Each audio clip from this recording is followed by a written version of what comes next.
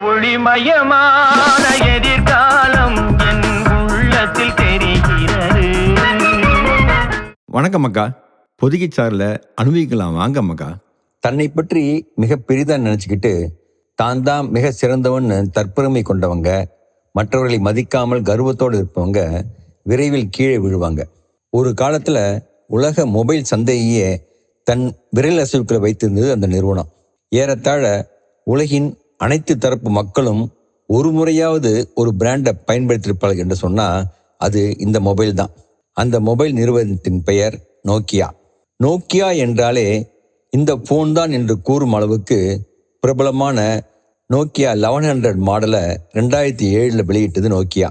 இந்த ஃபோன் கிட்டத்தட்ட 200 பில்லியன் அளவுக்கு விற்பனையானது. இந்த சாதனையை இன்று வரை எந்த ஒரு ஃபோனாலும் நெருங்கக்கூட முடியல. இந்த ஃபோனிற்கு எந்த ஒரு விலையுயர்ந்த ஃபோனாலும் ஈடு கொடுக்க முடியல.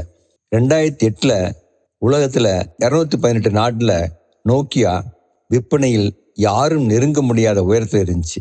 நோக்கியா ஒரு நாளைக்கு 1.3 மில்லியன் மொபைல்களை விற்று விற்பனையில் உலக சாதனை படைச்சு. நோக்கியா தொழில்நுட்ப சாம்ராஜ்யத்தின் முடிசூடா மன்னனாக இருந்தது. அதிக ஆயுள் தரும் ஹார்ட்வேரில் கவனம் செலுத்திய நோக்கியாவிற்கு சாஃப்ட்வேர் 2ஆம் பட்சமாக இருந்துச்சு. தான் தான் மொபைல் உலகின் பேரரசன் என்ற கர்வம் அதன் தலையில் ஏறிச்சு. அதனால் மற்றவர்கள் தன்னை நெருங்கவே முடியாது என்ற ஆணவம் அதோட கண்ணை மறைச்சிச்சு. இதனால் அது வெளி உலகில் என்ன நடக்குதுன்னு கவனிக்கல. இமெயில், மெசேஜ் அனுப்புதல், இணையதள ப்ரௌசிங், புத்தகம் படித்தல், குறிப்புகள் எடுத்தல் போன்ற செல்ஃபோனில் செய்யும் பணிகளுக்கு ஆதாரமானது ஆப்ஸ்.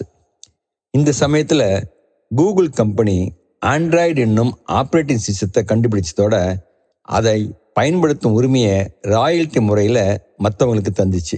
நோக்கியா அந்த ஆண்ட்ராய்டு என்னும் சிஸ்டத்தை மதிக்கவே இல்லை.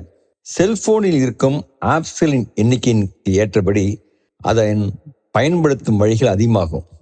நோக்கியா ஸ்மார்ட் ஃபோனில் விரல் விட்டு எண்ணக்கூடிய ஆப்ஸ்ல இருந்துச்சு.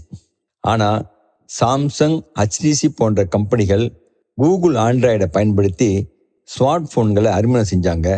இந்த ஃபோனில் நோக்கியாவை விட அதிக ஆப்ஸ்கள் இருந்துச்சு. அதிக ஆப்ஸ் இருந்தால் தான் அதிக ஸ்மார்ட் ஃபோன்கள் விற்க முடியும் என்பதோட அதிக விற்பனை இருந்தால் தான் சாஃப்ட்வேர் நிபுணர்கள் ஆப்ஸ் உருவாக்குவார்கள் என்ற மார்க்கெட் உத்தியை நோக்கியா எதிர்பார்க்கல. வாடிக்கையாளர்களின் தேவையை அறிந்து அதை தர தவறியது. தொலைத்தொடர்பு உலகில் திடீரென்று எதிர்பாராமல் ஏற்பட்ட புற்றீசல் போன்ற கடுமையான போட்டியை சமாளிக்க முடியாமல் போன காரணத்தால் நோக்கியா தடுமாறி சரிஞ்சிச்சு. செய்தியாளர் சந்திப்பில் நோக்கியா நிறுவனத்தின் தலைமை நிர்வாக அதிகாரி அவருடைய உரையை நிறைவு செய்யும் போது கூறிய வார்த்தைகளை பார்ப்போமா? நோக்கியா தொழில் ரீதியாக எந்த தவறும் செய்யலை, ஆனால் உலகம் வெகு வேகமாக மாறிக்கொண்டிருந்தது. நோக்கியா எதிர்காலம் எப்படி மாறும் என்று கணிக்க தவறிவிட்டது. நோக்கியா எதிர்காலத்துக்கு தகுந்தவாறு தங்களை மெருகேற்றிக் கொள்ள தவறிவிட்டது. மிக பெரும் பொருள் ஈட்டக்கூடிய ஒரு வாய்ப்பை இழந்துவிட்டது. தொழிலில் முதல் நிலையில் நிலைத்து நிற்கக்கூடிய வாய்ப்பை இழந்தது என்று சொன்னார். நோக்கியாவின் சரிவுக்கு முக்கிய காரணம் அதன் தலையில் ஏறிய கர்வம். அந்த கர்வம் அதனை சுற்றி நடப்பதை கவனிக்க விடாமல் கண்ணை மறைச்சிச்சு. நோக்கியாவின் கதையிலிருந்து நாம் கற்றுக்கொள்ள வேண்டிய பாடம் என்னன்னு பார்க்கலாமா? நாம் காலத்திற்கு தகுந்தா போல நம்மையும் நம் தொழிலையும் மெருகேற்றாவிட்டால் போட்டியிலிருந்து தூக்கி எறியப்படுவோம். நாம் புதிய விஷயங்களை கற்றுக்கொள்ள விரும்பவில்லை என்றால் நம் எண்ணங்களும் மனநிலையும் கால ஓட்டத்திற்கு தகுந்தவாறு விரைவாக ஓட முடியாவிட்டால் நம் நேரம் முடிந்துவிடும்.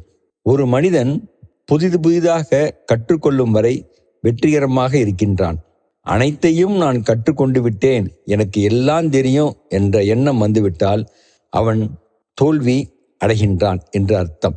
அமைந்தாங்கு ஒழுகான் அளவறியான் தன்னை வியந்தான் விரைந்து கெடும் என்ற குரல்ல தன்னோட பலத்தை அதிகமாக மதிப்பிட்டு கொண்டு தன்னைத்தானே புகழ்ந்து கொள்கிறவன் விரைவில் கெட்டு போவான் என்கிறார் வள்ளுவர். அவர் சொல்வது சரிதானே? இந்த பொதிகை சாரல் எப்படி இருந்ததுன்னு கமெண்ட்டில் பதிவு பண்ணுங்க மக்கா. ஒளிமயமான எதிர்காலம் காண மீண்டும் அடுத்த பொதிகை சாரலை சந்திப்போமா?